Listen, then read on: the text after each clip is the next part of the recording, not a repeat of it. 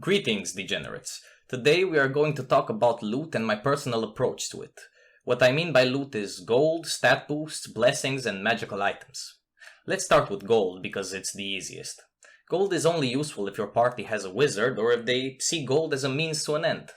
A party who doesn't think about ways to turn their gold into influence, armies, or businesses really isn't going to benefit a lot from it. Unless, of course, magical item shops or auctions exist, because even chimp-brained players understand that a +3 longsword is better than a +1 longsword. I mean, it has a bigger number in front of its name.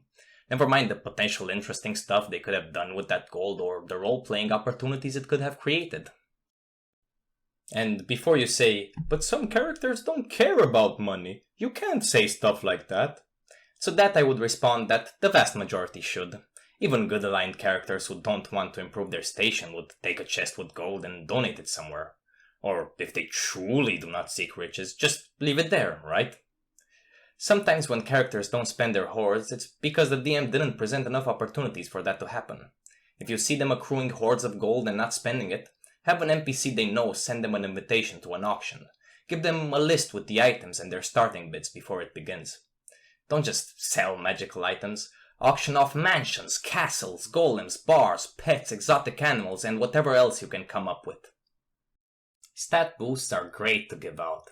Just watch out for the classic blunder of giving debuffing spellcasters better DCs for their spells by raising the cap for their spellcasting attribute. Let's begin with Dex, because Dexterity is a stupid stat that does way too much.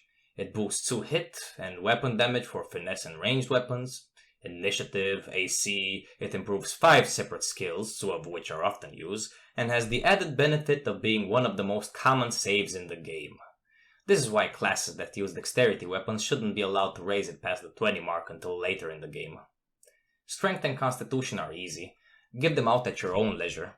Generally, the martial melee classes bonking with +1 to hit and +1 damage won't break your game. For Constitution, just bear in mind that some classes like the Barbarian also improve their AC with their Constitution modifier. Wisdom is only really useful for druids, clerics, monks, and helps with the most used skill in the game, Perception. Spend some time reading your players' classes and subclasses so you'll know what spells to expect. Or if you use a VTT, just look into their character sheet. Remember, raising the wisdom cap can't fuck you over as much if you give it to a life or war cleric rather than a grave cleric or a druid. Charisma isn't as bad as wisdom because bards, sorcerers, and warlocks have a limited number of spells they can learn and debuff spells aren't commonly picked for those classes. Paladins are a different discussion altogether in that having a high charisma on a paladin ensures good saving throws for party members within 10 feet of him. And lastly, Int. Please, for the love of Mercer's amazing hair, don't give your wizard intelligence over the cap. They're already the best scaling class in the game, why would you add even more scaling? Giving them a stat boost if they don't have their stat maxed out is fine. This will probably make them pick some feats, which is always nicer than a straight stat improvement. Stat boosts can also take the form of hit dice, hit points, increasing AC, movement speed, and spell slot numbers. From this bunch, increasing AC, movement speed, and spell slots, depending on slot levels and class, makes it so that interesting encounters become more difficult to design, and that creatures made to counter a certain party member with high AC will probably always hit the other party members. So if the tank positions badly, that can mean dead characters or a wipe. Blessings can take many forms, including stat boosts. Confusing, eh? Well, for the purposes of this video, we will take blessings as active effects, or effects players can use once or multiple times per short or long rest. My favorite boons from the DMG are Boon of the Fire Soul. You have immunity to fire damage. You can also cast Burning Hands with a save DC of 15 at will without using a spell slot or any components. The Boon of Invincibility.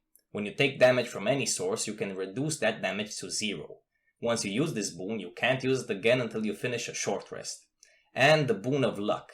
You can add the D10 roll to any ability check, attack roll, or saving throw you make. Once you use this boon, you can't use it again until you finish a short rest. These are some examples from the DMG, but I also have a few that I made.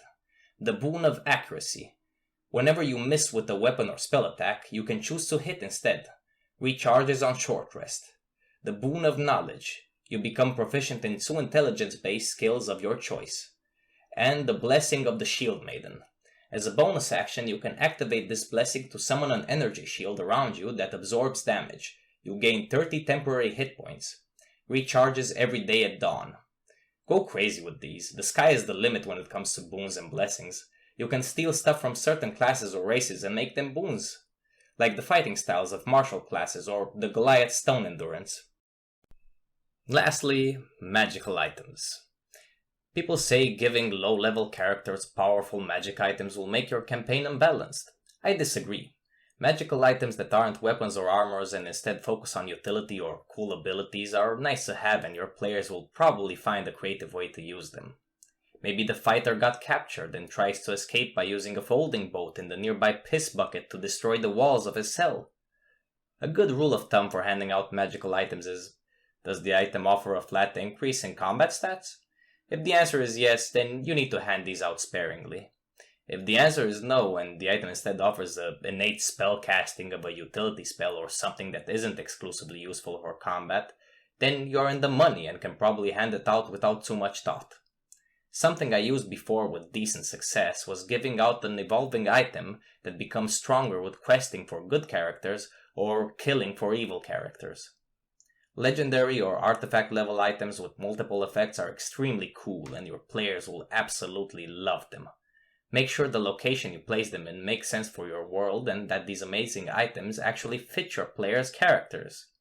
Nothing feels worse than giving out the legendary Barbarian's Great Axe to a party where no one can use strength-based weapons. I have seen DMs be shot over less. As an example, I gave the Life Cleric in my campaign the Book of Exalted Deeds at level 3, and have not encountered any issues with it 13 sessions afterwards. That was it for this one. See you next time when we tackle balancing encounters.